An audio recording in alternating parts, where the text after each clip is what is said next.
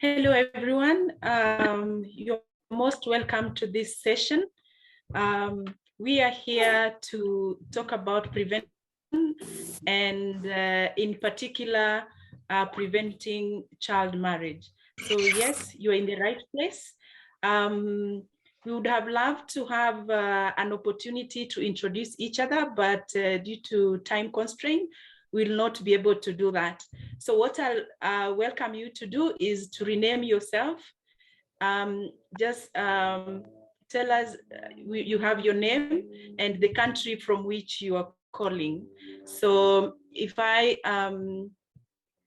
you are, for example, from Egypt, you just write your name, Fatuma, and then Egypt, so that we get to, as we interact, we will get to know where you come from.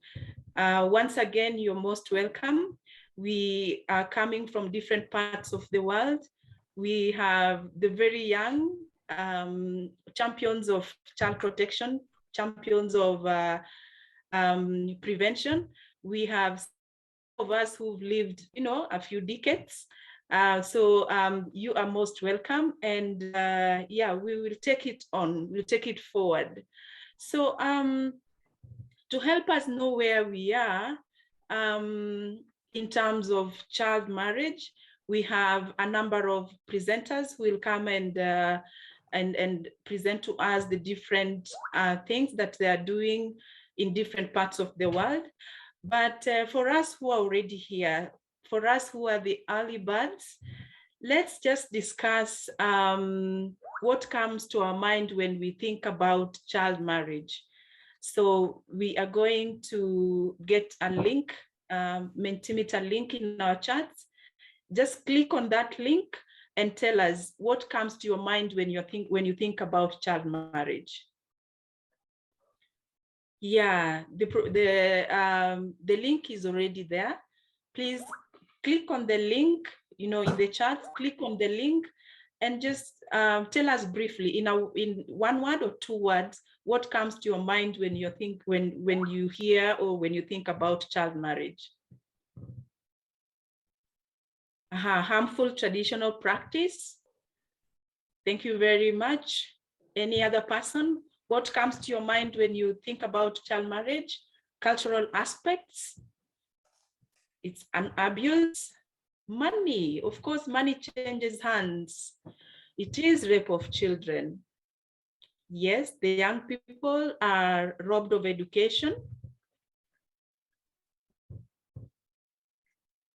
Any other thing? What comes to mind when you think about child marriage? It is marriage of a person that is younger than 18, yes. The people younger than 18 are deprived of, being a child, the right to be a child. During this difficult time of COVID-19, child marriages have increased. Childhoods are destroyed by child marriages. In the chat, somebody is saying it's denying their rights, denying children their rights to live their life to the fullest. Once they are married earlier, a lot of their potential is interfered with. Please go to the chat. The chat box, the link to the Menti is there. We are asking you to tell us what comes to your mind when you think about child marriage. It is a vicious cycle of human rights abuse, human rights violation, yes. Any other thing that comes to mind?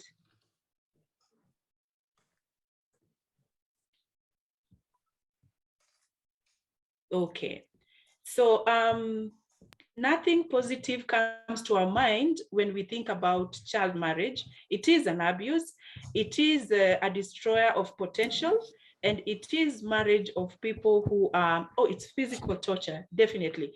It's physical torture for people whose bodies, minds are not yet ready for marriage. So thank you very much.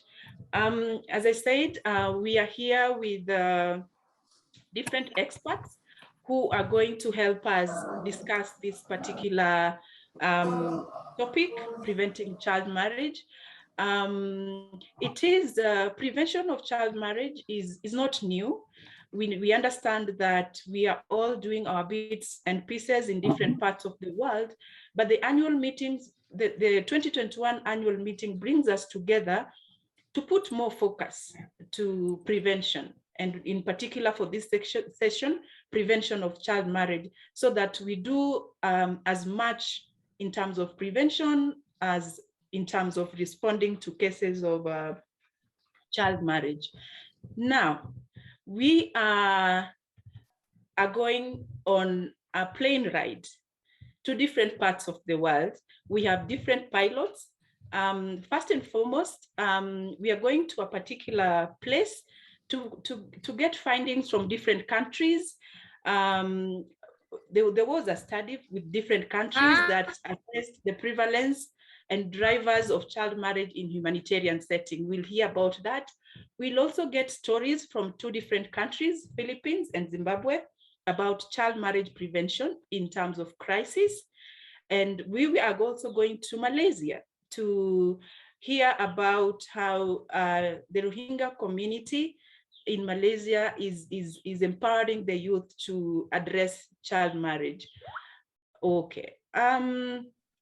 So I take this opportunity to I take this first opportunity to invite the first pilot. The first pilot is just a moment. The first pilot is, apologies if I don't pronounce your names right. The first pilot is Shada El Nakib, and her co-pilot is Shadia El Shiwi. So tighten your seatbelts, be ready for this beautiful flight. And yeah, after this flight, we are going to get more pilots who will take us to another part of the world. Take it on, Shadia, or Shada. Thank you so much, Aching. You did a really good job with my name, by the way, thanks. Thank you, everyone. I'm very excited to be here and very happy to present findings from our series of studies on child marriage and humanitarian settings. Can you nod if you see my screen? Okay, great. So I want to first give you an overview of the study. This is a study that was done by the Johns Hopkins University School of Public Health, the Center for Humanitarian Health at the school, in collaboration with the Women's Refugee Commission, WRC, with funding from UNFPA and UNICEF. Let me start the presentation by asking you, similar to what Aching did, why do you think child marriage is an issue in humanitarian settings?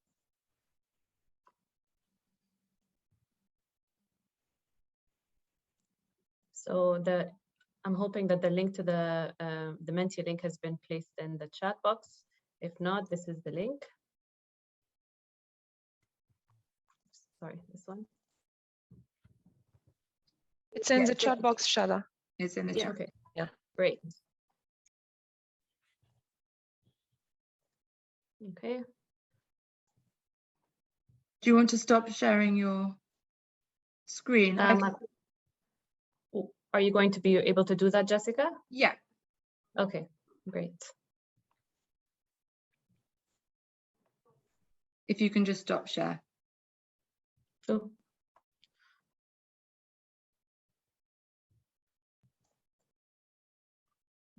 just a second.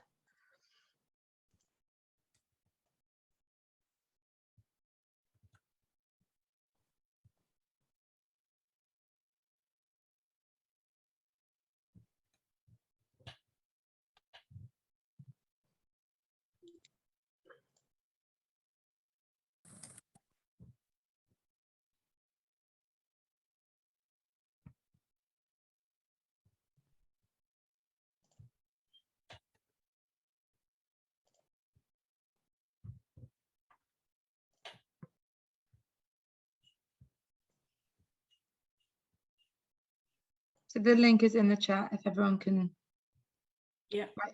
Answers.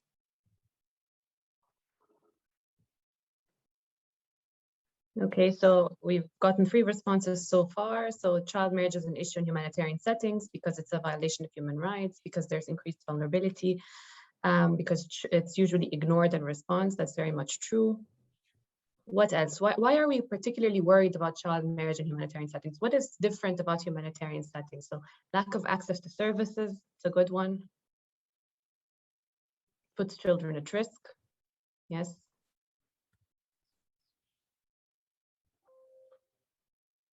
What else about, so there's no family support, exactly. There's a breakdown of social support networks, breakdown of social structures and services. Community-based mechanisms are broken, that's very true. And that's a big issue. Also in the chat box, someone said there are no services available, so no health services. What about education, right? Schools are closed down. There are school closures, and so there's a loss of educational opportunities. There's no basic services like shelter, food, clothes. These are all very good responses. Denying children active participation in development activities. Exactly, when they're entrapped in marriages, they're unable to access services and participate in activities. And then obviously this one is a big one, reduced income and livelihood opportunities. So the loss of livelihood opportunities is a big one. People need money, so they might want to marry off their children. Families trying to protect or cope or protect their children in the face of many risky settings, and parents are not able to protect their children. Okay, these are really good responses. And I really like how child marriage is actually conceived of as a coping mechanism in these settings, right? In these kinds of contexts. Okay, shall we move on to the next slide? The next slide is actually also a poll. So can you, Jessica, can you put the link to the poll in the chat box? So the next question is, how does displacement impact child marriage rates? So what happens to child marriage rates in context of displacement, in context of humanitarian settings?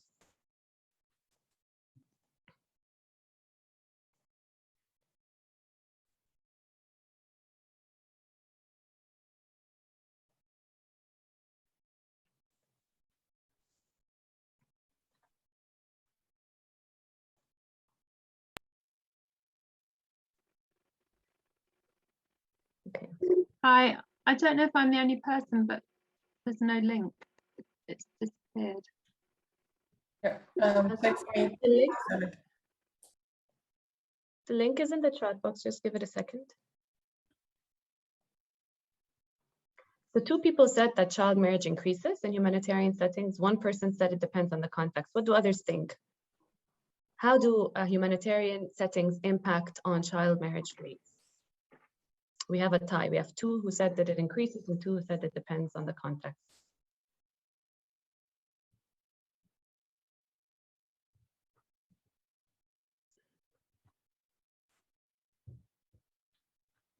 Three said it depends on the context.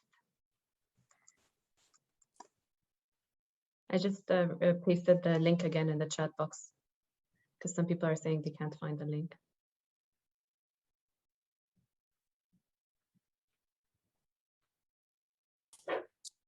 The link is going back to the previous slide. Oh, I see. Sorry, this is the right link. Okay, well, it's okay. We're going to answer some of these questions in the presentation, hopefully. So let's move on to the next slide. So hopefully the studies that I'm going to present are going to shed light on some of these questions.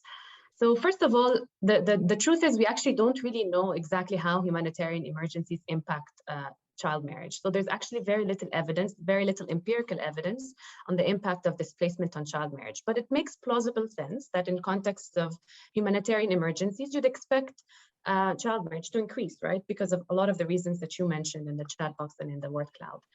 In fact, there was a recent systematic review that was done that looked at the impact of conflict on adolescent transitions. And one of the outcomes they looked at was first marriage, and it actually found mixed evidence. So in some settings, the authors found that conflict led to a postponement of marriage among adolescents. People weren't able to get married because of poverty, because they couldn't pay bride wealth, because leaving their communities meant that a lot of the traditions, the entrenched traditions, were no longer there.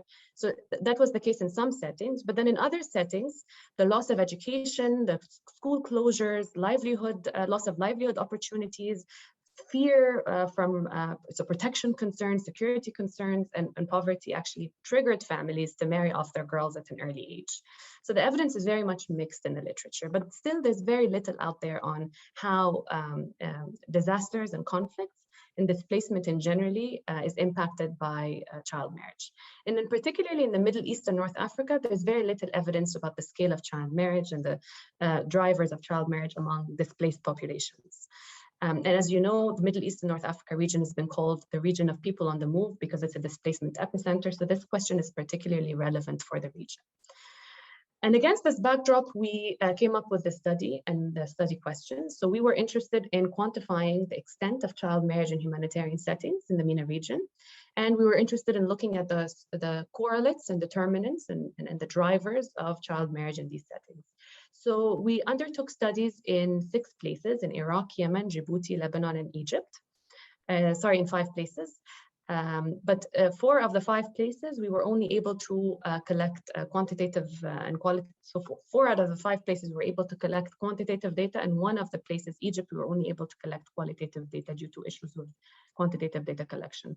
So what did we do? We used a host of methods. We did household surveys with female adults and adolescent girls. We did participatory research methods. We used something called photo-elicitation. We used other participatory methodologies to get girls to talk to us, girls and their caregivers to talk to us about their experience of child marriage. And then we also conducted a lot of key informant interviews with stakeholders, with humanitarian actors, with health providers. Sorry? Okay, I don't think that was directed at me. All right, so I'm going to give you a snippet of the findings from these studies, but I invite you to read about these studies. We have peer-reviewed publications from each setting, and we also have a synthesis report that's published on WRC's website. So I invite you to go to these resources if you're interested in learning more about the findings. Because we don't have much time, I'm going to just give a snippet of findings so that you can get a flavor of the kinds of things that we were able to find in the different settings. So the first country we looked at was Djibouti. We were interested in understanding the scale of child marriage among Somali refugees, Yemeni refugees, and we used a Djibouti host community comparator. We conducted surveys, a series of surveys in 4 locations in Djibouti, and were able to speak with around 1,300 girls, 1,300 women, and we had information on 6,784 household members. So what did we find in Djibouti? We found in Djibouti, interestingly, that refugee populations actually had lower rates of current marriage for girls aged 10 to 19 compared to their host community counterparts. So for example, among the Yemeni refugees, we found that 7.8% of girls were married who were 10 to 19 compared to 11% among the host population. So there were actually less among the refugees. Among Somali refugees, we found that 6.6% of 10 to 19 girls were married compared to 14.5% in the adjacent Djibouti host communities. We also found that girls who had higher education levels were very much protected from child marriage. They were 56% less likely to be married compared to girls who did not have any education. So in this setting, education played a very protective role. In North Iraq, we were interested in child marriage among Syrian refugees and internally displaced populations in the Kurdistan region of Iraq, which is in the north. It's a semi-autonomous region in the north. And what we did was we collected both quantitative and qualitative data. We did surveys of female adults, with households and adolescents, and then we did in-depth interviews and key informant interviews and education. And again, we reached a large number of adolescent girls and adults. And what did we find in Iraq? We found in Iraq that child marriage was actually higher among Iraqis who were internally displaced in Iraq compared to refugees and host populations. In fact, 1 in 8 internally displaced girls 10 to 19 were currently married, and 1 in 10 Syrian refugee girls of the same age were married. And in this setting as well, we found that lower education levels and unemployment of the head of household, so not the girl herself, but rather the head of the household, his education level and his employment status were very much associated with child marriage. So if they weren't educated, if they weren't working, they were more likely to marry off their girls. We also found that girls with a head of household with a lower education, so we just to give you a glimpse of the scale of this, of the magnitude of this, girls whose head of household had a lower education level had 10 times the risk of being married before 18. So in this case, we found a very strong role for of the employment status and education levels of the head of the household. We also found some very interesting qualitative findings. Again, I don't have time to go over all of them, but just some interesting findings that we had were that we found that economic insecurity played a very important and salient role in driving decision-making around child marriage and interethnic marriages. So respondents who were displaced, so Syrian refugees or IDPs, they told us that they believe child marriage had increased because of financial pressures, because of economic insecurity due to displacement. And marriage with host populations, with people who were living in the Kurdistan region, was actually viewed as a coping mechanism and as a way to reduce the economic burden of displacement. However, still many IDPs and refugees said that because they're displaced, they prefer to marry within their communities to preserve their culture. We also found that when we spoke with host respondents, they told us that, marrying displaced girls is a charity, is an act of charity because you're helping people in need. But refugees themselves did not see it as such. They said it was very transactional and that money played a key role in these kinds of marriages. In Yemen, we were interested in looking at the rate of child marriage among internally displaced populations in 3 locations in Yemen. And we did both quantitative and qualitative research methods. We did surveys and we did FGTs and key informant interviews. And what we found in Yemen was that child marriage was highest among IDPs, among internally displaced populations. So comparing the IDPs to the host community, we see that 1 in 5 girls aged 10 to 19 were married compared to 1 in 8 in the adjacent host community. And just so you know, Yemen is a country with very high rates of child marriage. So it's not just related to the displacement. It's already a practice that's very much normative in the country. But because of displacement, there were added pressures. So we saw these increases in child marriage rates due to the recent displacement.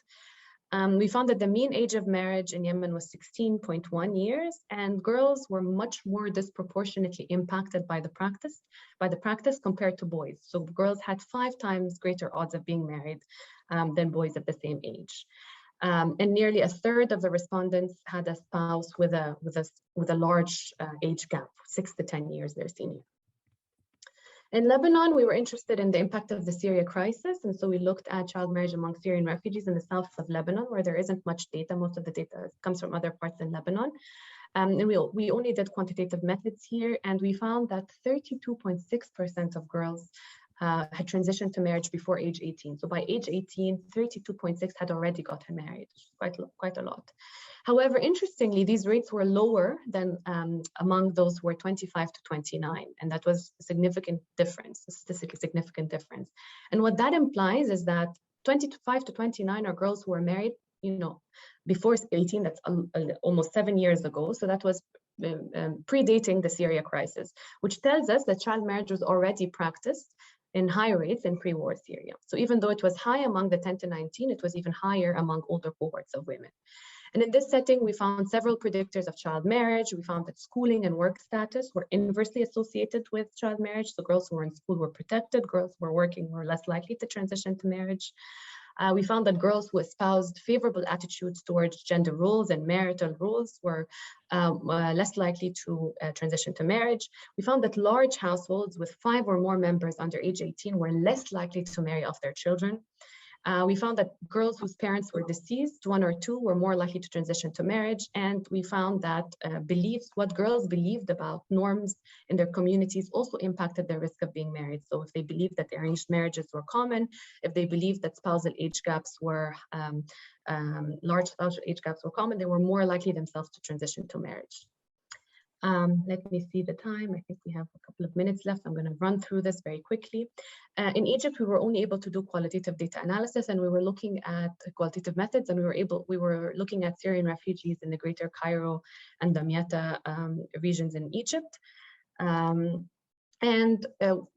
There's a long paper written about this that I invite you to read. It looks at the drivers of child marriage in this context, and we did a participatory exercise where we asked participants themselves, what do you think drives child marriage? And they came up with these 4 answers. These were the most common answers that we got. One is, child marriage is something that is very much a norm in Syria.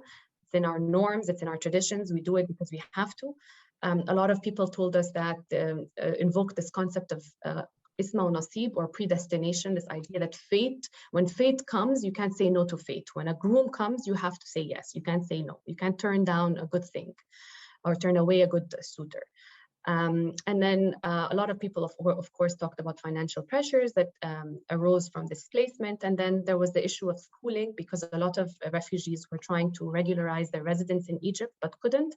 And so they were unable to enroll their girls in school. So school dropouts were very much cited as a driver of child marriage in this context, along with protection concerns related to schooling. So they were afraid that if they sent their girls to school, their girls would be harassed or bullied. And so they would prefer to just marry them off instead.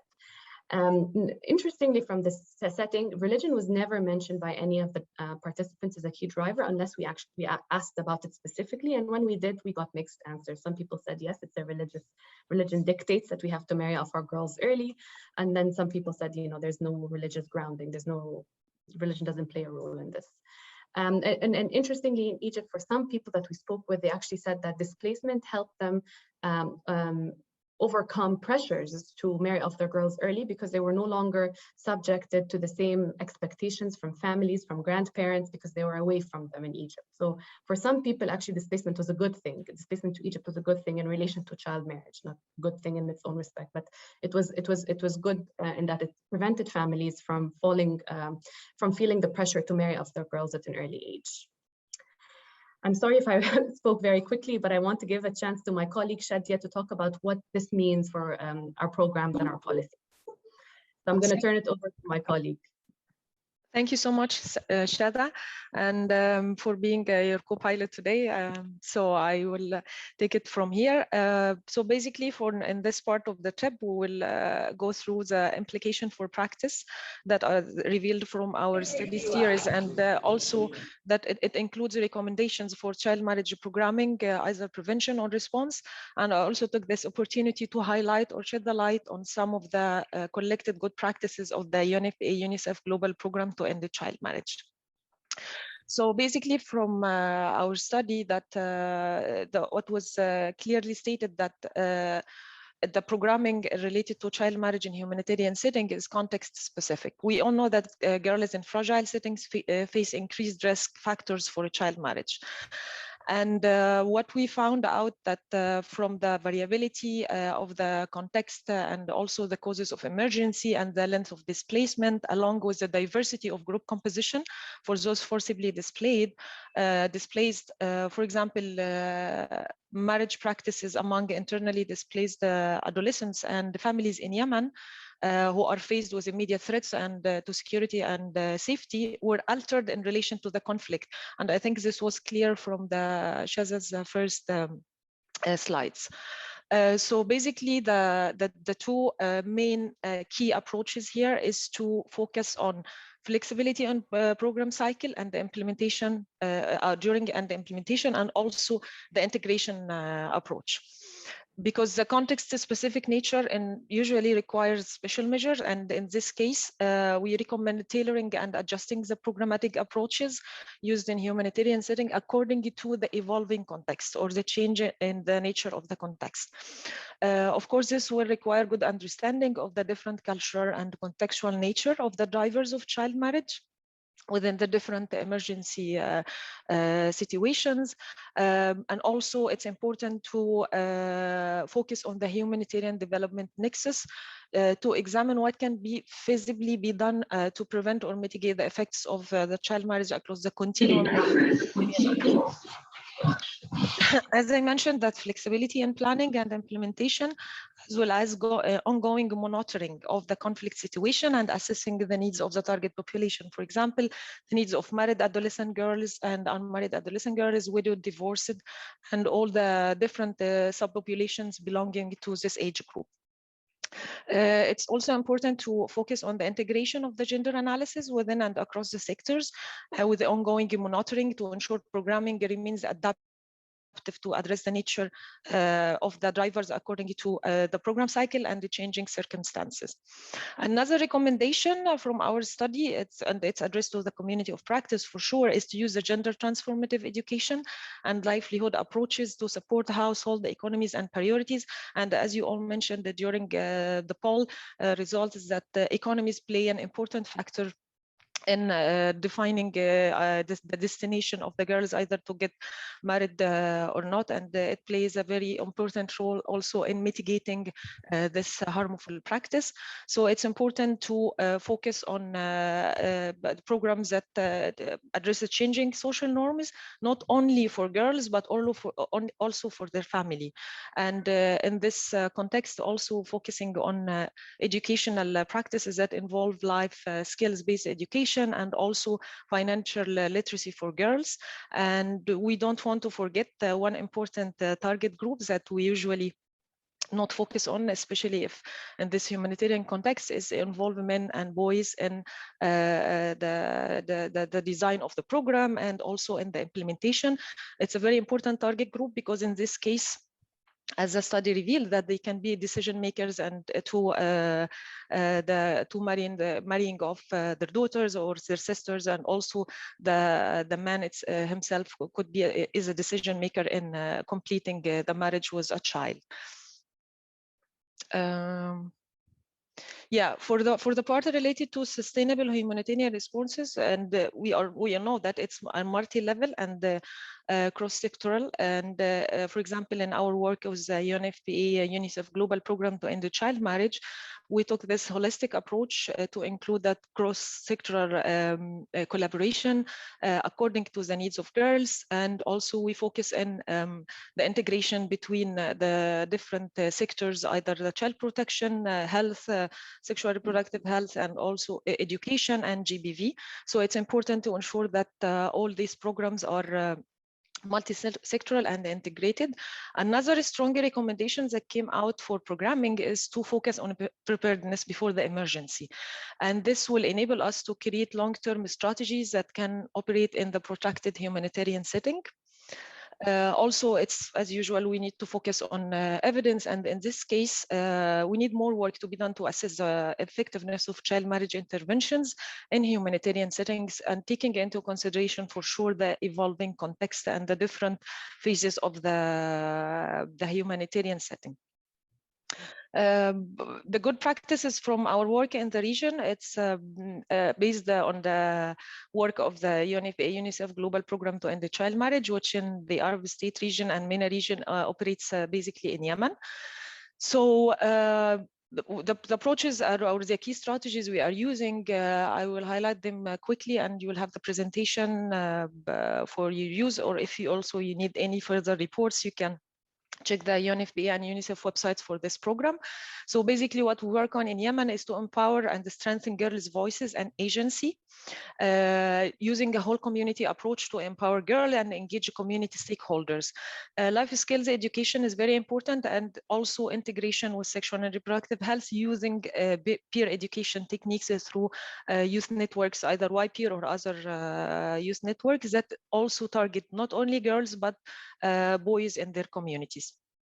Also, to ensure that community ownership of the programs, we engage households and communities to change social norms and behavior, and to address underlying drivers for a child marriage in their communities, as well as coping and resilience mechanisms that is not supportive, of course, for a child marriage.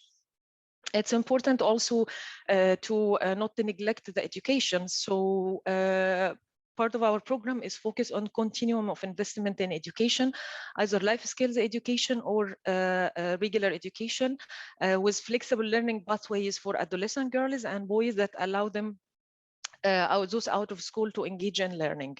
Other programs include cash transfer, and this is linked to complementary services that can be used by adolescent girls or their families.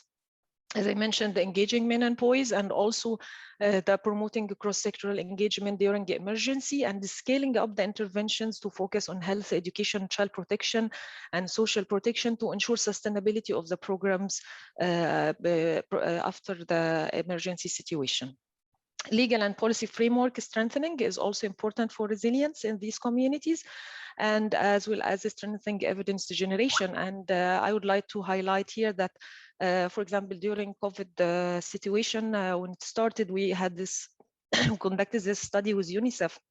UNICEF was leading on it, actually, on the impact of COVID-19 on child marriage programming, in order to support our country offices and stakeholders to build on the lessons learned from the COVID-19 and design their programs in prevention and response to child marriage around the new context, which in this case was COVID-19.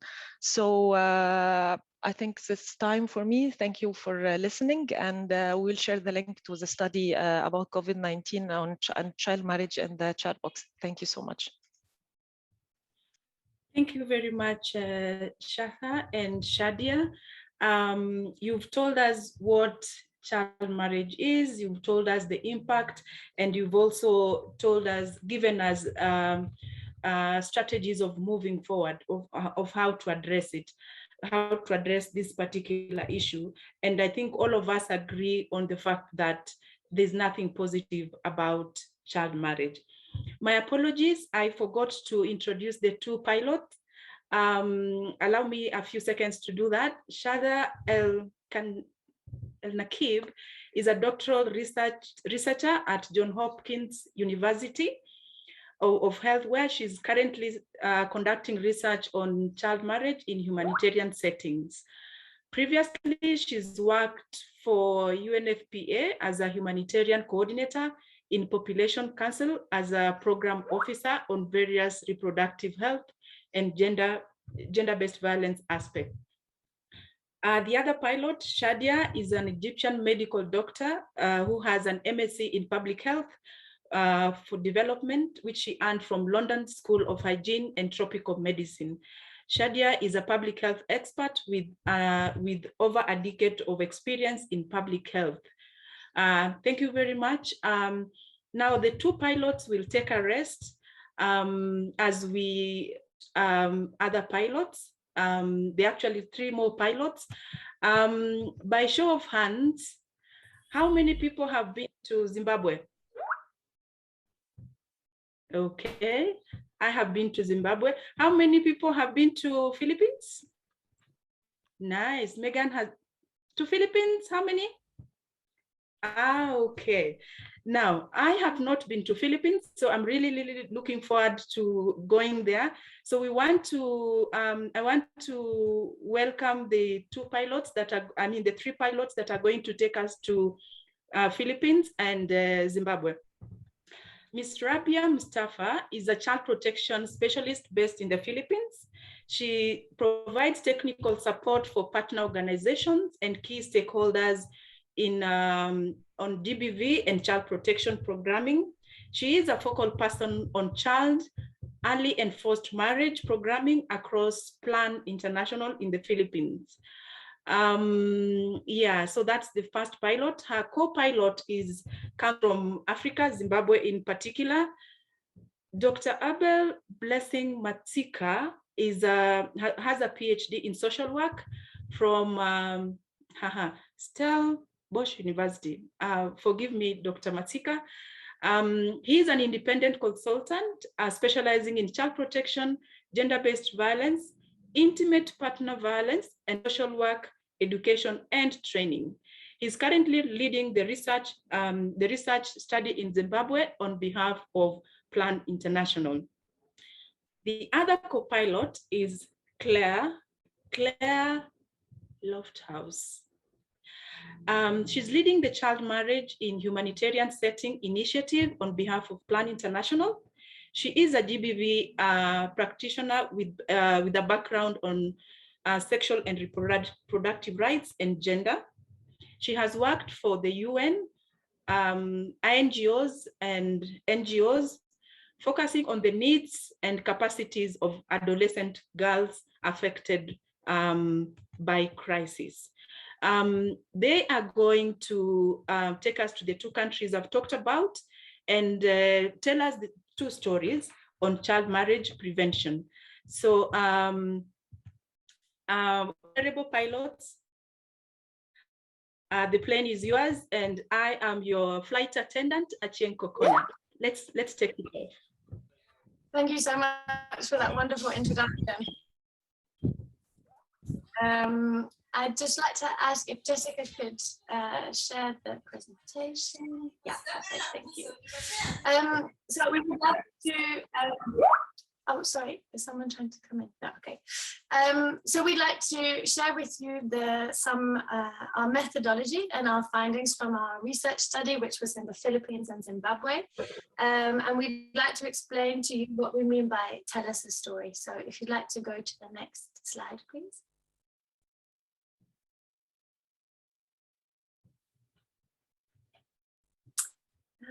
You can go to the next slide. I don't know if it's moved for others. Ah, yeah, perfect, thanks. So we just wanted to run through some objectives that we would like to, oh, you can go back. Sorry, just the second slide. So our objectives today is for you to learn a bit about what we mean by storytelling as a method to collect sensitive information. And we'd also like to share with you some of our findings around prevention of child marriage in humanitarian settings from both Zimbabwe and the Philippines. And my wonderful colleagues are going to introduce that to you a bit later on. If we could go to the next slide, I'm going to give you a bit of a background on the initiative. So this is an initiative that's being led by Plan International Women's Refugee Commission. It's 3 phases. The first phase is conducting research, as I mentioned, in the Philippines and Zimbabwe. This is girl-led, community-driven research. And this phase is now wrapping up. And so we're very excited to take our learnings and findings and apply this into phase 2. Phase 2 is about the development of technical guidance. This will include a theory of change and a program model, which we hope to then be able to implement quality programming in diverse humanitarian settings. Phase 3 is about taking that guidance and reapplying it in different settings so that we can learn about its impact, its feasibility, and its acceptability for programming for quality child marriage interventions. Following that, we will then revise the guidance and then publish it externally. So this is just a bit of an overview about our plans. So we'd like to share with you some of our findings from phase 1. If you could just go to the next slide, please. So thank you, Cheng, who talked us through our locations where we're working. We know that not everyone knows everywhere in the world, so we would like to explain you a little bit about our research locations. I'm not going to say too much because we're going to go to a trusty old Menti where our colleagues are going to take you through some of the details.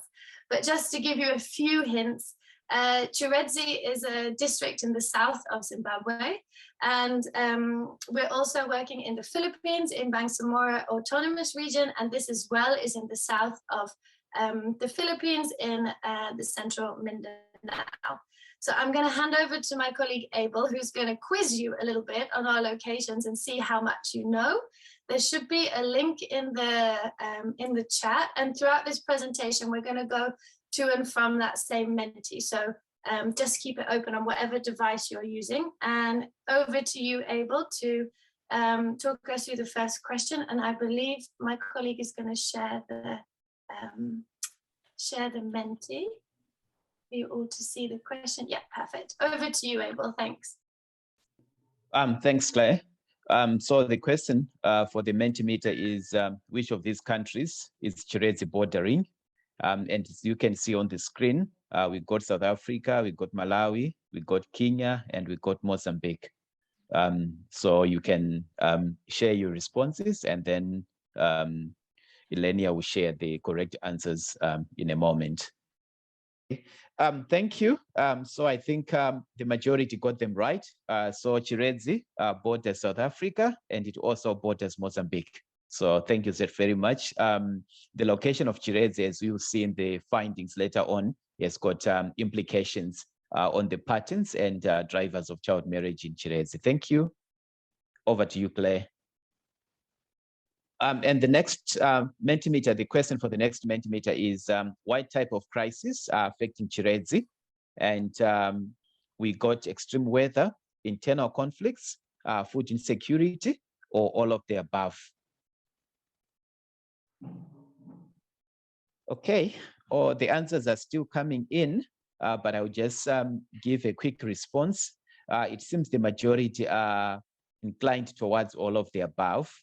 Unfortunately, we don't have internal conflicts in Chirezi right now. What we have is extreme weather, and what we also have is food insecurity. Thank you for the participation. I am sure many of us now have a better understanding, visualization of where Chirezi is and what is currently happening in Chirezi. Thank you so much. Over to you, Claire. So much, Abel. And if we could go to the next question, my colleague Rabia in the Philippines is going to take us through those questions. Thanks. Yes, thanks, Claire. So for the next question, we'd like to invite you to get to know the research site in the Philippines. What do you think is the most practiced religion in the Bangsamoro Autonomous Region? And you can choose Catholicism, Islam, Buddhism, or other religious belief. So there are 3-4 responses right now. You can also use the chat box if you like, if you have problem accessing the internet, the Mentimeter. And we got a few more seconds.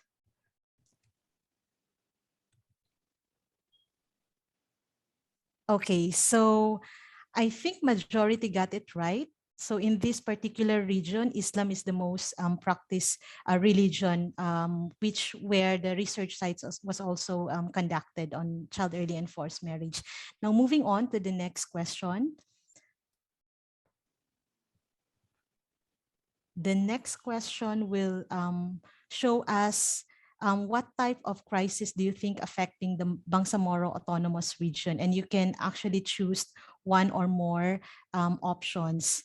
So that could be either food insecurity, extreme weather condition, or armed conflict and displacement.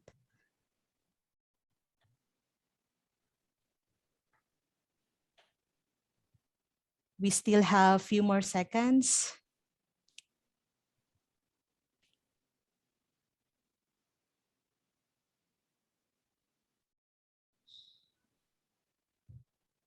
Thank you for the response. Majority answered both armed conflict and displacement and extreme weather condition. And I think that's right.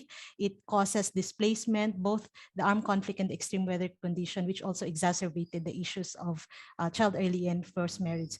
So we learned a bit about the research sites on CFM, and now we will go back to our slide to further discuss child marriage prevention in crisis setting. Over to Claire for the next discussion. Henriette is supposed to share with me Let's just to mute the mic. Oh, yeah, perfect, thanks. It's very exciting to see the Menti poll come in and to see everyone engaging in this conversation. So thanks so much for your participation. Just very briefly, I wanted to run through the questions that were framing our research. These included what are the drivers of child marriage across the different settings. We also wanted to know to better understand the needs and priorities of adolescent girls in those locations. We equally wanted to understand not only what risk factors they were facing, but also the adaptive capacities that they have. And also the adaptive capacities of the communities and the support systems around them. Equally, we wanted to understand the barriers to that. And then finally, we wanted to see if we could already understand some of the impacts of COVID-19 on child marriage prevalence and decision-making pathways.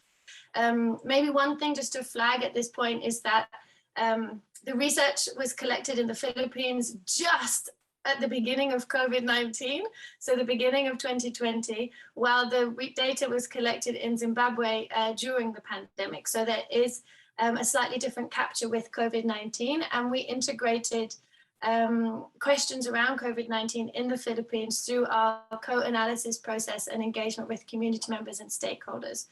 So we were able to gauge some sort of early impressions and perhaps some risk factors for COVID-19. We have so much to say about this study, and we could be here for hours, but we have to be only a short period of time. So we really want to focus in on a really interesting methodology that we use called SenseMaker. To give you a bit of an understanding around SenseMaker, Abel and Rabia are going to run through how it works a bit later. But right now, I just want to let you know that in essence, it's an application that's loaded onto a tablet device. It's also, it's an application that's loaded onto a tablet device. And this application starts with a narrated audio capture.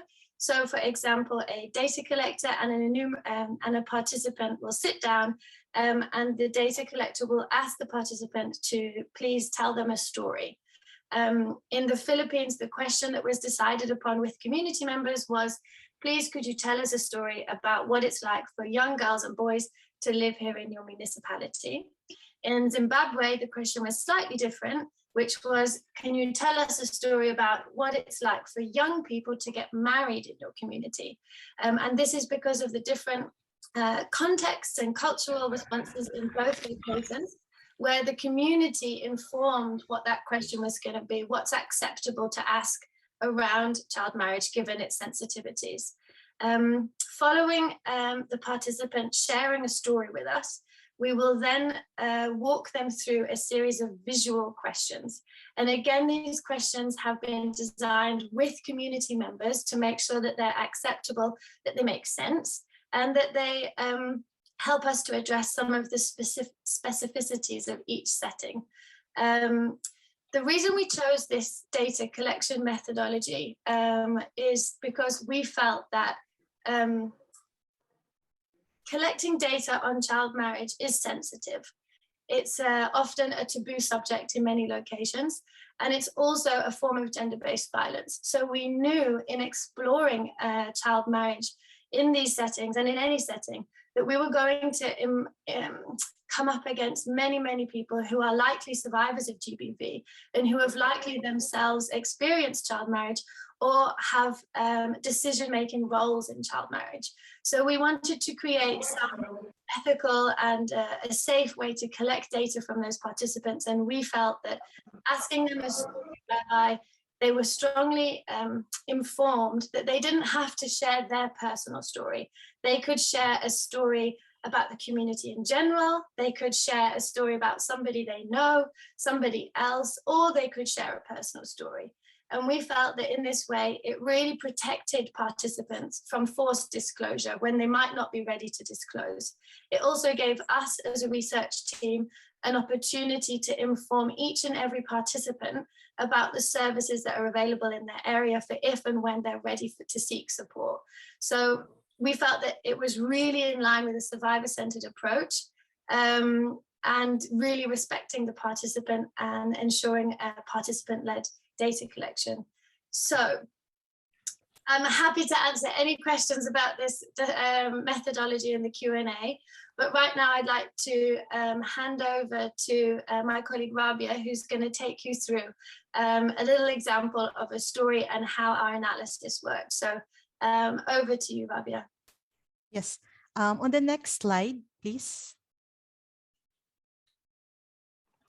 So using the SenseMaker tool, which was shared by Claire earlier, we have gathered around 2,000 plus stories in the Philippines. So the next slide will show you one of the story that you see in the screen right now. So first, I invite you to read through or listen to the story with me. And can we play the audio for the story to be shared? Yeah, one moment. Thank you.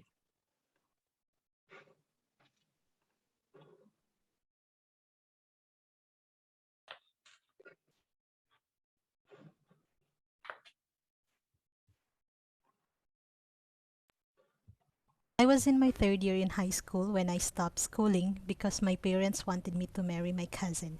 Because of that, I had to stop going to school. People told me that I'm already married, so I should find livelihood instead. And because we were arranged, we weren't really close. We wouldn't talk to each other at first. Then we eventually started selling things. Of course, it was hard. I was very young. I didn't know how to earn a living. I was supposed to be studying. I felt like I was too young when I married. I was ashamed, and I thought to myself, why is it like this? I married early against my will. If I didn't obey, there would probably be conflict between our families. Thank you.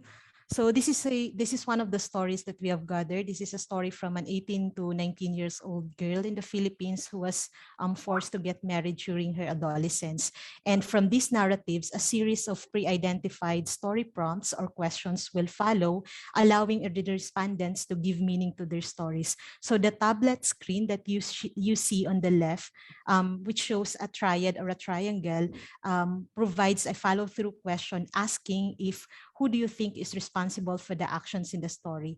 And the corners represent three elements. You can see on the top, their choices could be the individual, they themselves, or it could be the people with authority and power, and the people's mindset around them. And this will be our reference story. Now, we will go back using our Mentimeter reference, the link that have shared earlier. And I would like to invite you to answer the story prompt based on this narrative or based on the story. If you think it is your story, if you are the one who is sharing this narrative, who do you think is responsible for such event or action to happen? If you think it's individual, you could choose letter A. If you think that it's the people with power and authority, you could answer letter B. If you think it's people's mindset, the community around the girl or the story, you could choose letter C. And if you think the three elements, the three actors are responsible for what happened in the story, you could actually choose letter D. So we'll give you a few seconds to answer the Mentimeter, and then we will show you the result.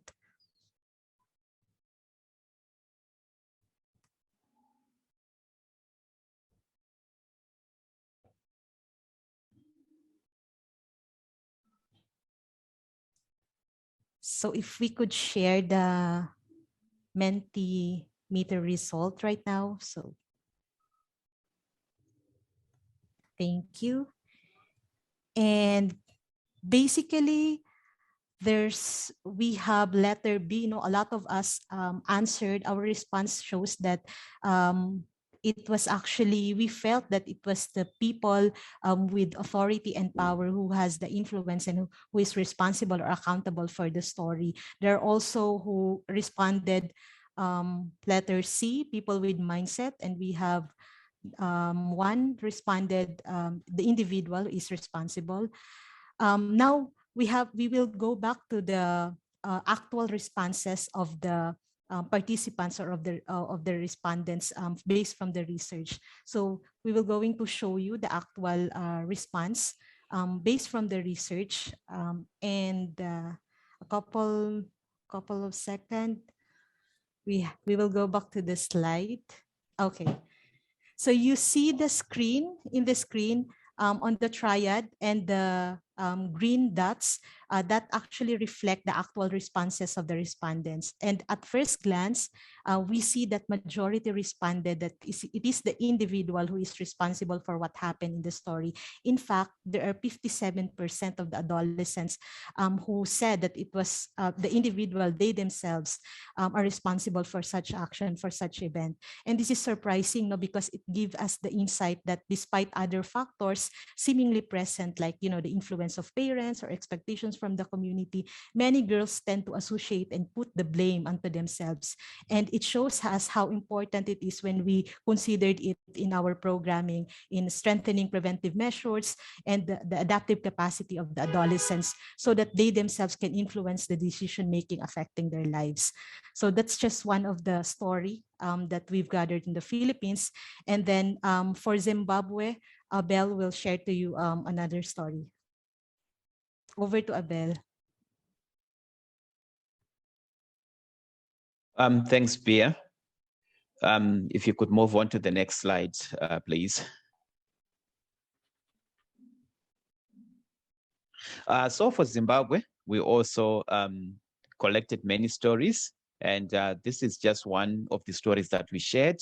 You can read it on the screen, and if you could also play the audio for people to listen. The initiation process is the one that causes all these problems. When these children return from the mountain, the only thing that will be on their mind is marriage. It is part of the Shangaan culture for everyone to be initiated.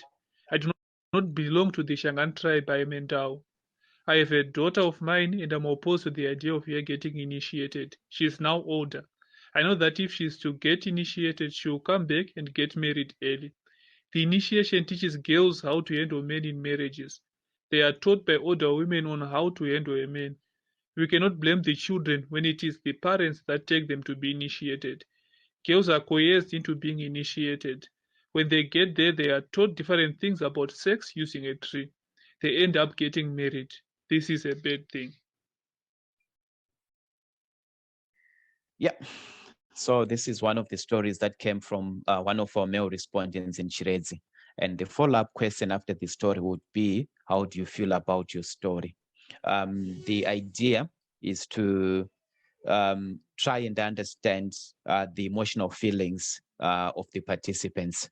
And as you can tell from this story, the father, feels trapped, feels helpless about the situation, about the practice of initiation, how young girls get into initiation, and how it impacts on decisions on marriage. And in terms of our thinking, in terms of programming, recent consultations with some of the stakeholders in Chirezi, we really like trying to think whether it is prudent to influence stopping initiation altogether, or maybe trying to influence from inside. For example, there is talk about women who train these girls about how to handle a man. And we kind of thinking along the lines of, training these women so that they can pass information, empowering information to these adolescents so that they can also, have a positive outcome after these initiations. And there's also thinking around influencing the age at which young girls go for initiation. For example, right now, girls go for initiation as young as 11, but suppose they go around 18, what difference will it make? And you also know that initiation is a very strong issue culturally. There are strong emotions around it. And, lobbying for banning it altogether may actually make it go underground, and, things will happen quietly. So these are the kind of contestations that, we are thinking about as we move towards program design, which Claire will elaborate on later on. Next slide, please. The initiation process. Okay, I'll just speak to the findings for the girl-led community-driven child marriage action research in Chirezi, Zimbabwe, and Philippines. I will not speak to all of them, but I will just highlight. Next slide, please.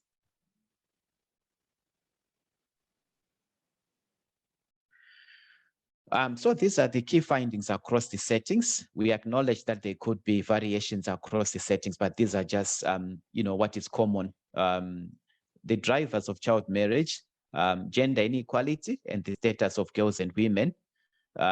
We know that girls and women generally have a low status, and this affects, decisions around child marriage.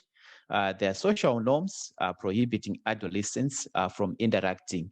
From our findings, we realize that girls don't have, enough room just for a usual relationship with a boy. It results in marriage. They're chased away because they've been found in the company of a boy or a man. Whether they decided to get married or not, whether they're in a relationship or not, it's immaterial. Then we also have issues of abandonment of girls during pregnancy and or after birth. It's very common for a young girl to date someone, get married, get pregnant, and just after birth or during pregnancy, they are abandoned. We think this could influence child marriage because boys or men easily get away with this huge responsibility of making somebody pregnant. We also have school closures where education is generally regarded as a protective measure. This is also particularly coming very strongly during the COVID-19 pandemic. Then we have normalization of the practice. There isn't, common outrage about child marriage in the communities. We also have lack of alternatives, poverty and economic hardship, particularly speaking to the study area in Zimbabwe, where there's food insecurity. Then we also have COVID-19, which has really impacted in a very big way. Then going to the needs of married girls, there's education support. We also have issues of livelihoods for income generating activities, for economic empowerment. We also have mental health and psychosocial support. We found that many girls have a big need for mental health services. Issues of childcare to allow young girls, adolescents who have given birth to go back to school. We also have access to sexual and reproductive health services. Issues for protection services. These are somebody has explained earlier on that child marriage is abuse.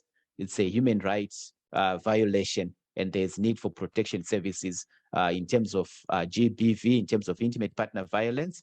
We also have issues of social capital. We have fathers, brothers who are complicit in forcing their young daughters, young sisters to get married. How do we utilize leverage on this social capital to make it positive on the girls and adolescents? Next slide, please.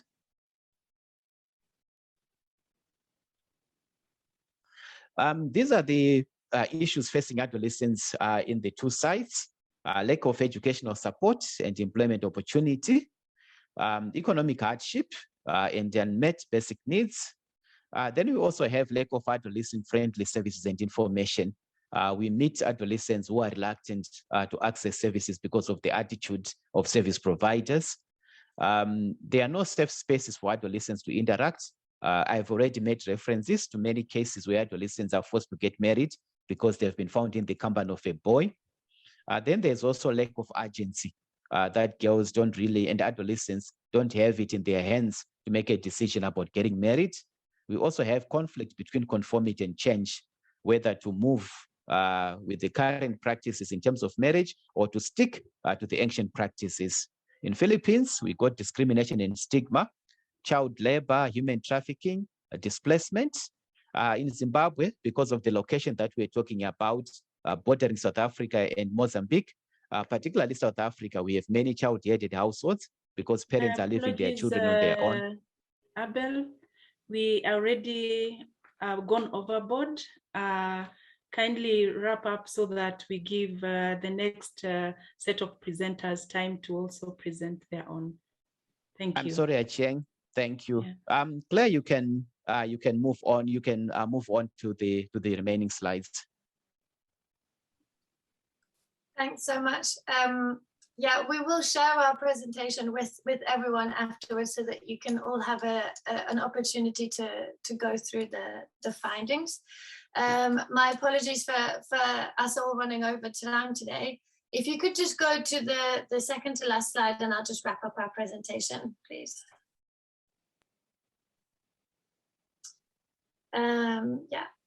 Yeah, so we can share all of our findings with you afterwards. Please, if you have any questions, you can always reach out. If you just go to the next slide. Yeah, and you can go to the next one.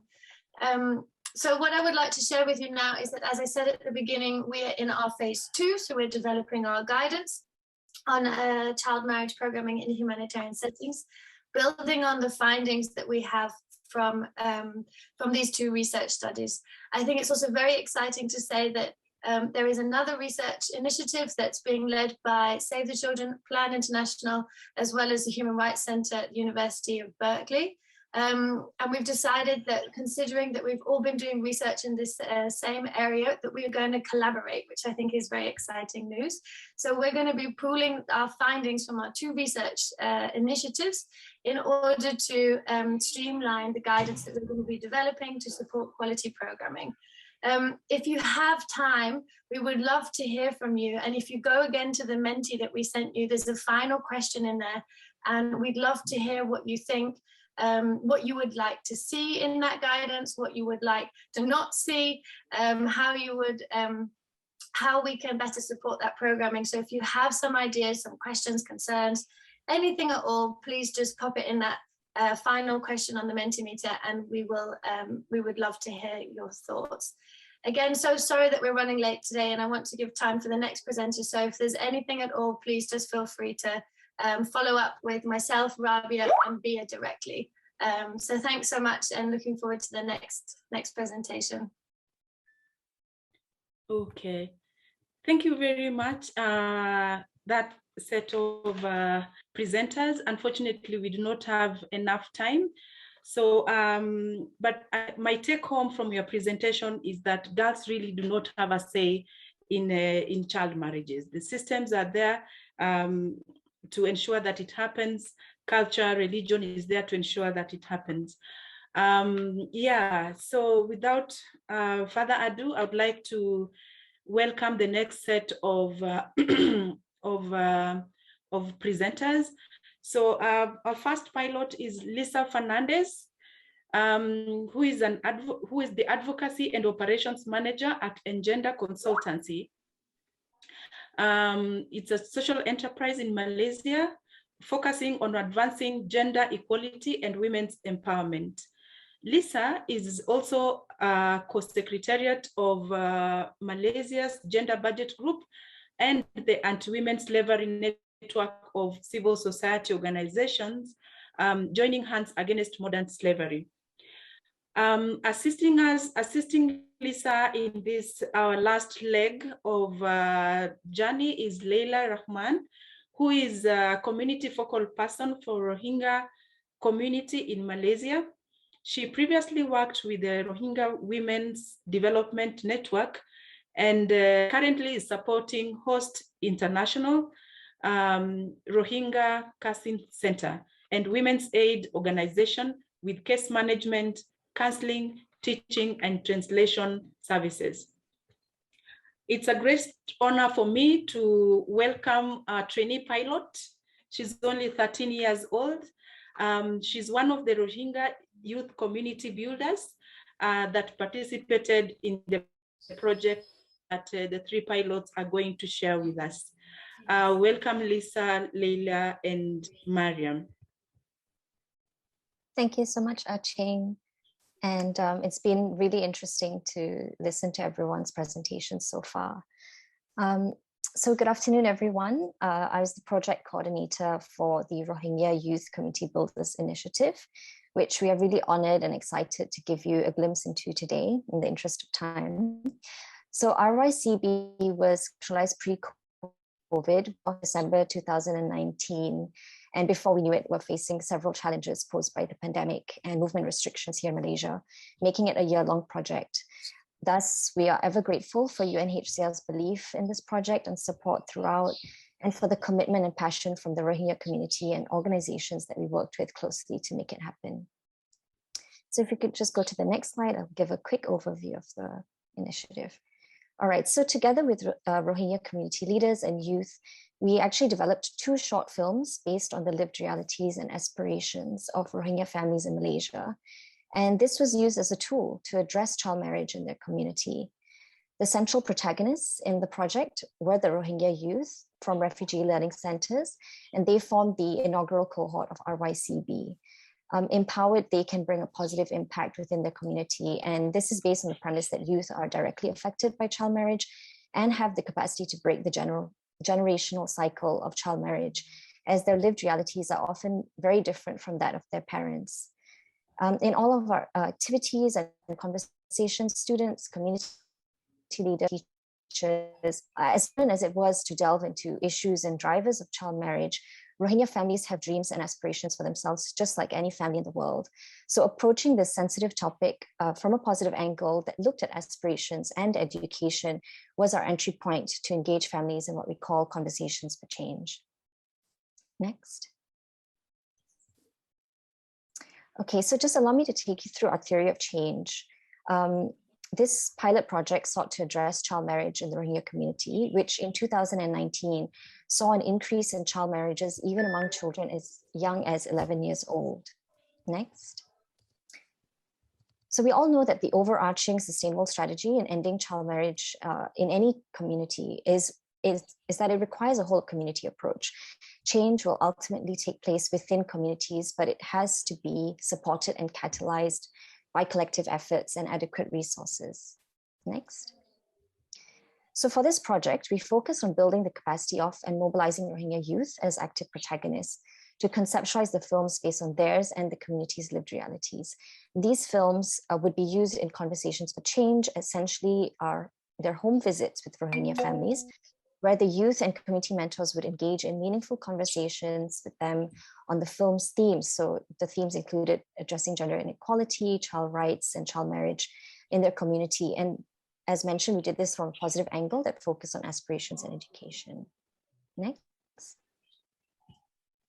So there were five distinct groups that we engaged and viewed as advocates or potential advocates within the community.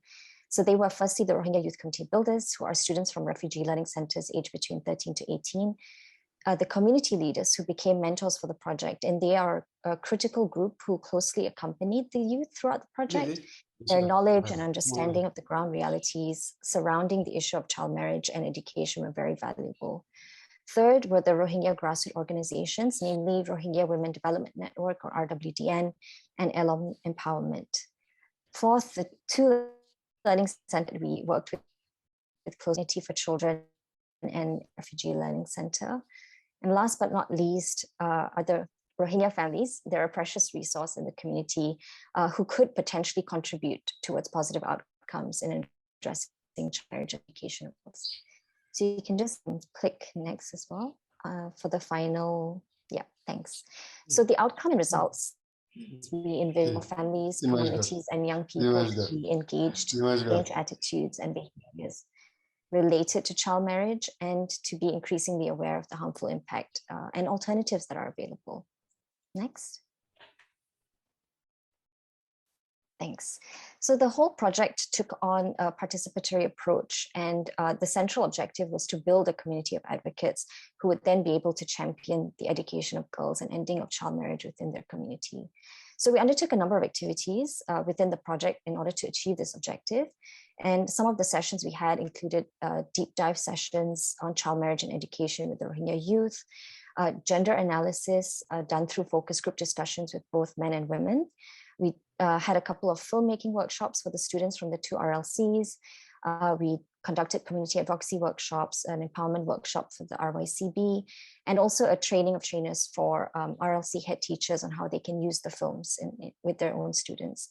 As for the family visits, which was very central, the mentors at RYCB were paired to form a total of 8 teams, and they collectively watched these films together with more than 80 families, where they had a facilitated conversation with the parents and children. So if you could go to the next slide. So we're really delighted to have the opportunity to screen the 2 short films for you today. The first one we'll be viewing is called Give Me Until 25. I won't say very much, but it's an uplifting story about a Rohingya father and daughter. And the second is called What Do We Need? And this is an exchange between a boy and a girl. So we can confidently tell you that most of the families were quite receptive to the themes in the films, where they shared their own aspirations for their children to be educated. And I'll leave it to Laila, Janaira, and Mariam to share more after each film. Thank you.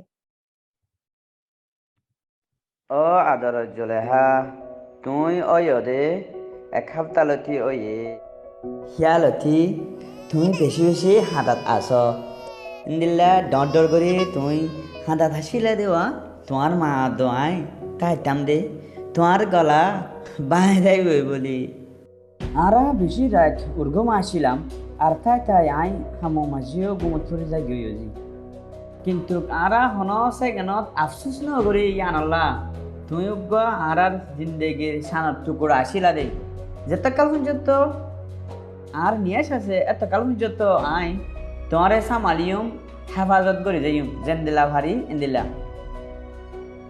আদর মামা লই আদর বাবা শুক্রিয়া আরে দুনিয়া ইয়ান চাই বলাই মকা দিও দে হে তলাই বলি আই এয়ান বেশি পছন্দ করি আর শুক্রিয়া আই যেতে নাকি হান্দি এতে আর পাতিতা করতে আরো আরে হেফাজত করে দে হে তলাই আদর জাজুলাহা এখন ততো কিছু মাতফুড়ের ফলে শুরুত বাবা মামা গরি গরি ইয়ান কি হলা দে আরা হইনা ভারি ন বুঝি কিন্তু আরা কান ভাগ্য আন্তাজ গরির আর আই খুশিস গেছিলাম আই আন্তাজ গরির দে জ্ঞান তোমার মায়ে বেশি বুঝিব আই আশা করি যেতে তুমি ডরইবা তুমি বিলকুলই না ডরাই আরারে হইবা আরো তোমার মনের কথা আরারে শুনাইবা আদর মামা লই আদর বাবা আই একগবর দাজর ফহন আন্তি পচা আসি ইন লই খালাই ফারি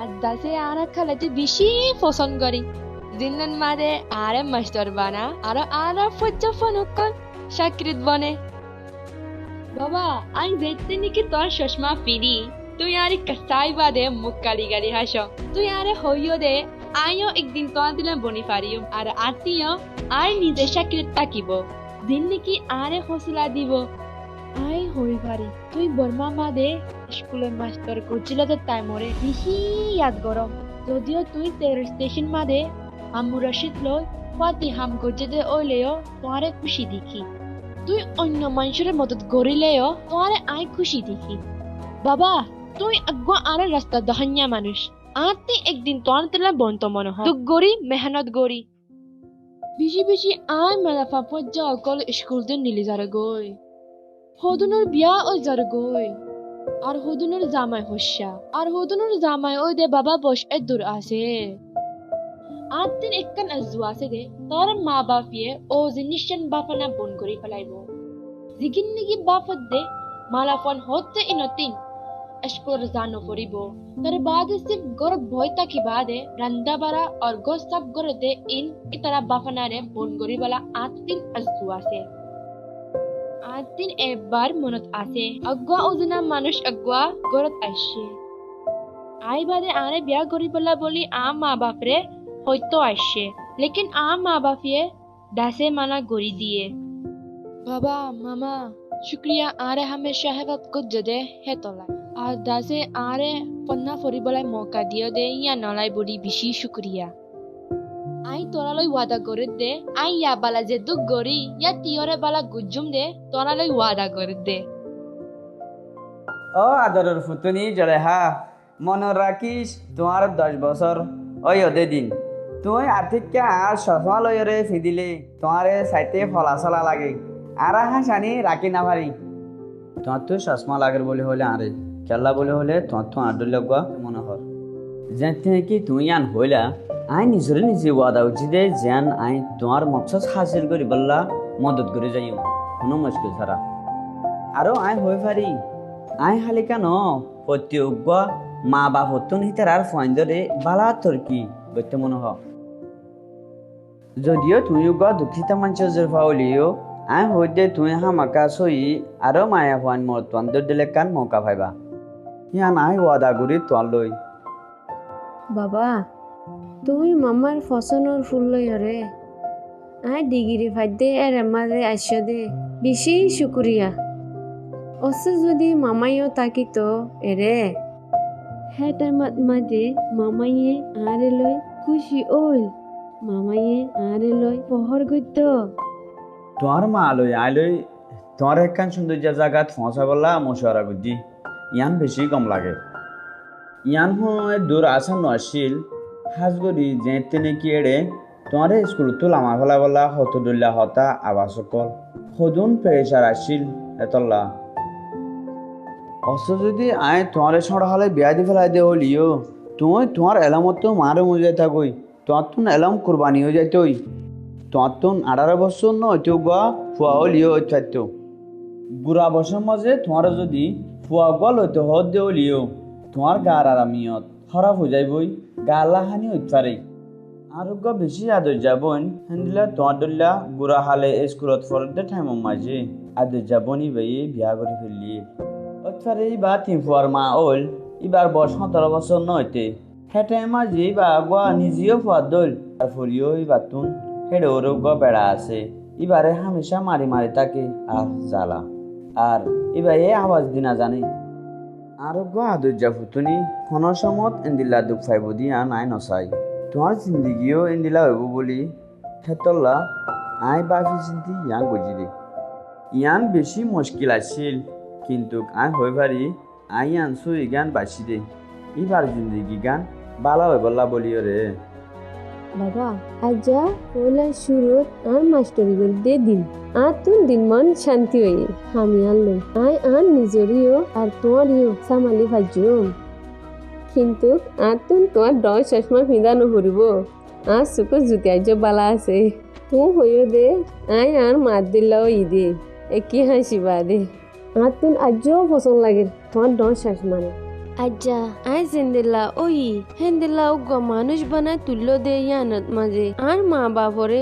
বেশি শুক্রিয়া করির তোমারা আরে কামিয়াব বনিবল্লাই মৌকা দিও দে ইয়ানল্লাই বেশি শুক্রিয়া ইয়া নাই বেশি খুশি হই আই উগ্গ মাস্টার বন্নি দে 4 বছর ওই হন্দিল্লা এলম জরুরতর টাইমত মাঝে আই আরো কিছু মায়া ফুয়া ওর মরত ফন্দরে এলম শিখে ভেজি আর মকসদ হয়ে দে হনো একদিন বেশি মায়া ফইন ওর মরত ফন্দরে খালাসত মাঝে চাই ভাইজুম ওর হিতারা ব্যাকুলুন ডিগ্রি ফা পর্যন্ত পড়াত থাকিব আই আর মকসদ ইয়ানরে তোর কি গরি ফাইজি দি ইয়ান বেকুন তোয়ারা জরিয়া ইয়ান আতন বেশি গম লাগে খুশি লাগে আর মকসদরে পুরা গরি বললাই মৌকা দিও দিয়ান বেশি শুক্রিয়া আতুন খুশি লাগে আই গো জুলেকা বনি ভাজি দে হেতল্লা আই জাফরের লত ফাইবার আগুতুন তোমার দইল হিতিও আর মকসদরে হন্দিল্লা গরি গরি জাফরিব দিয়ান খাবিলিয়ত বানাইয়ে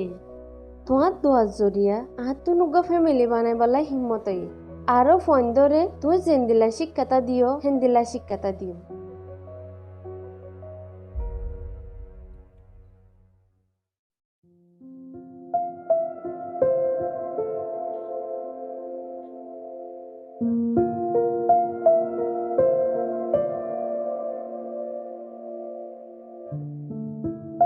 হতা হয়ে বললা মৌকা দে গো রোহিঙ্গা খোমর ফন্দরে তুলে দে project I was just, Laila is going to share a bit more after the film. Just wondering if you could spotlight Laila. Great, thank you. Don't worry about your video. Oh, okay. All refugees family who have left home, many of them childbride.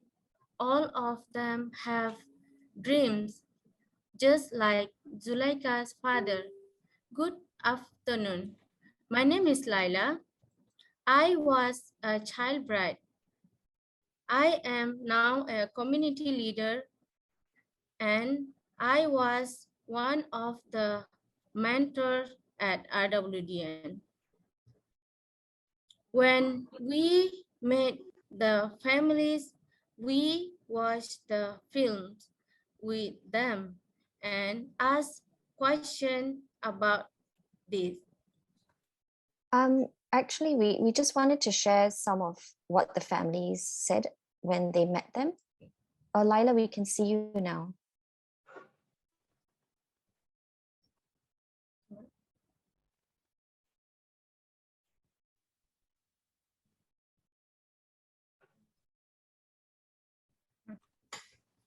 Okay, hi. So Junaira is Laila's daughter, and she was also an RYCB, and she'll share some of what the family shared on the ground. Thank you. Okay. So overall, they felt the film were good and necessary for the community, and that the characters are good examples. Some said that they didn't know that child marriage is dangerous and are happy to know now. A father felt that every father will like it, and another said that he hopes to be like Juleka's father. Some mother who were possibly child brides hopes that their daughter would study and not become like them. They want them to be successful like Juleka. Some parents worry that children might fall in love and want to get married early, so they want to protect the family honor and their daughter. So they marry her off early. Families also have other challenges. They have no money, they have no work or lost jobs, and they cannot easily get a place in schools. All the families said education is important. They were impressed with Juleka's life and the decision that they made. If Juleka got married early, they said that she won't have an education. She won't be able to help the family. She would suffer and be unhealthy.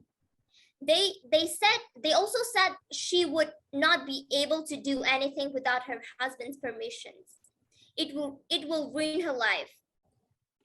During the discussions, parents also shared about pressure from the community, but said, if I want my daughter to have a successful life, I cannot listen to others. Some other parents think that it is not good for a Rohingya girl to be old and unmarried. But I do not care. Most families said they want their children to have a better future, unlike their parent, and want to give children the right to study and fulfill the dreams. One parent said that the community should understand the importance of education for girls. They also said that the community should help out however they can, and school provides good education. Okay. So the film is a simple story, but has a powerful message that touched the parents' heart. We do not know if these parents will take their daughters out of school or they will marry them off. But at that time, when they watched the film, they believed in their dreams. Let's now watch the second film.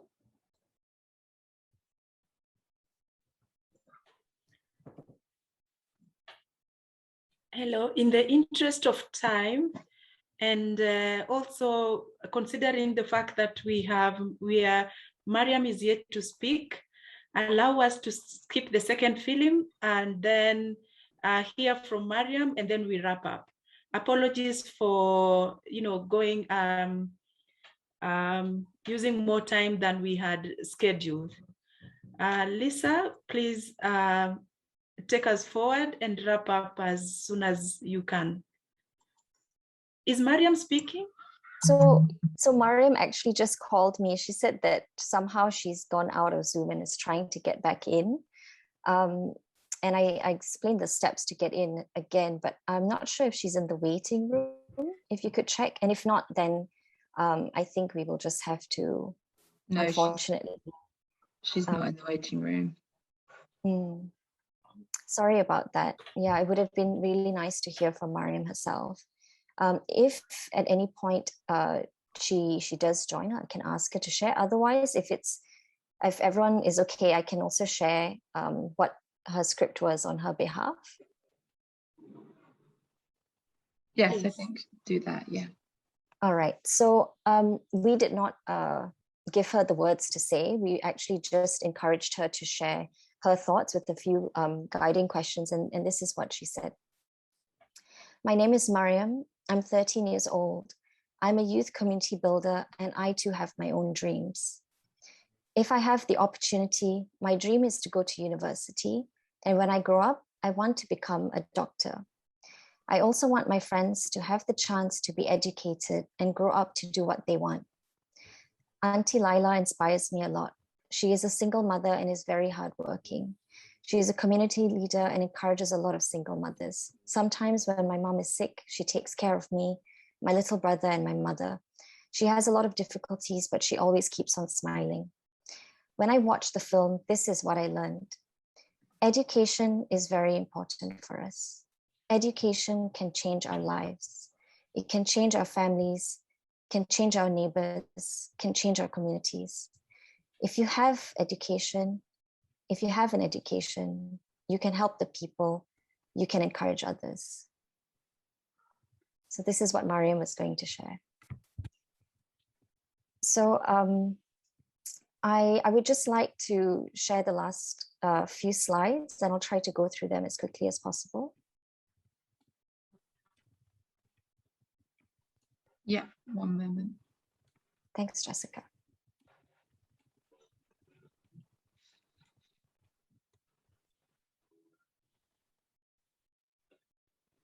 All right, if you could go to the next slide, thanks. So, or just the one before, yeah. So when embarking on such a project, we need to see beyond ourselves, right? And the duration of the project. So when we started, the idea was to create a short film, but we constantly believed in building a community of advocates. So hopefully among those who see it, if it resonates with them, it's hoped that they would have conversations with others, whether it's their neighbors, teachers, or children, and the messages of the film would also connect with them. So in the next slide, I just want to quickly show. All right, so you can just open, yeah, click on all. So these two films are just the starting point. And what we wanted to show here is the ripple effect and the potential outreach. We didn't just see the project team members and immediate families would be engaged as benefiting from this. We really had a vision that would be more than that. And so the team identified contacts and connections with refugee communities and shared it with them via WhatsApp, via their Facebook. We also acknowledged the outreach the head teachers who attended our TOT would have with their students. And of course, UNHCR's wider network with other agencies and CSOs. We are also really happy to learn recently that the film is being used by RWDN as part of their educational program with Global Shepherds, who are currently building the capacity of women-led community-based organizations to provide temporary safe housing for those who are forcibly evicted and at risk of GBV during the pandemic.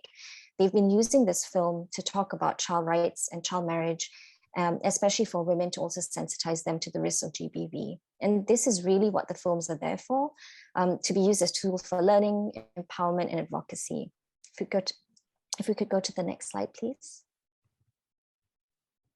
All right, so despite the challenges that the pandemic presented, limited time, mobility, resources, and the livelihood, security issues, and barriers to digital inclusion that was faced by the Rohingya students and families, the resilience and dedication to see this through still inspires us. So while the project was not able to secure funding for systematic continuation this year, we're optimistic that opportunities will come about in 2022 for us to take it to the next level and measure the impact. In the meantime, the material is out there. It's used by the community for their own ad hoc interactions and community programs. And we hope that you also see ways in which you can incorporate it into some of the work you're doing in this area. If we could share a few key takeaways and good practices for all here today, what we've learned from this project is that, one, the participatory and community-led methodology was necessary and effective because the community buy-in was much greater. So regardless of funding, the community project team is empowered to continue sharing and having facilitated conversations with the films. And two, the strategy to focus on aspirations and education as an entry point, it proved to be one of the best decisions we made, because when you look at people's aspirations and dreams for themselves, for their families, you can't go wrong.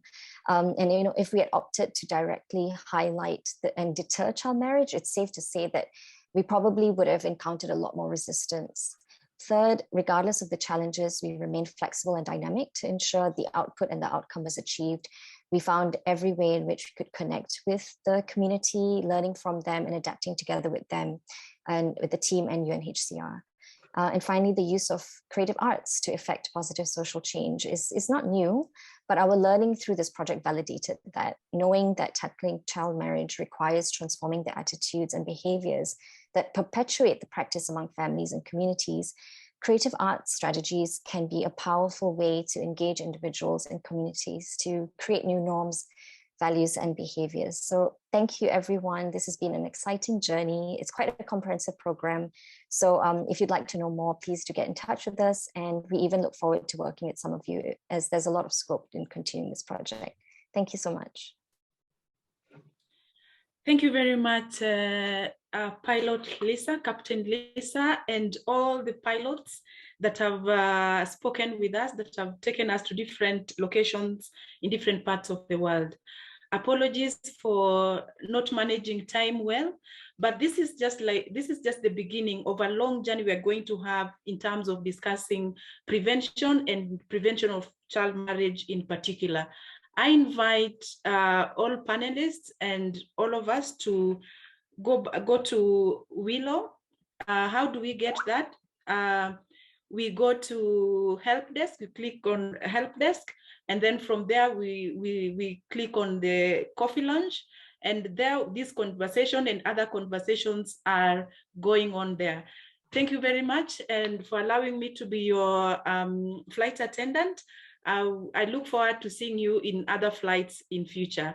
Have a safe morning, evening, and see you in the next session. We are taking a break now, and then as we prepare for the second session later on in the afternoon, evening, I don't know.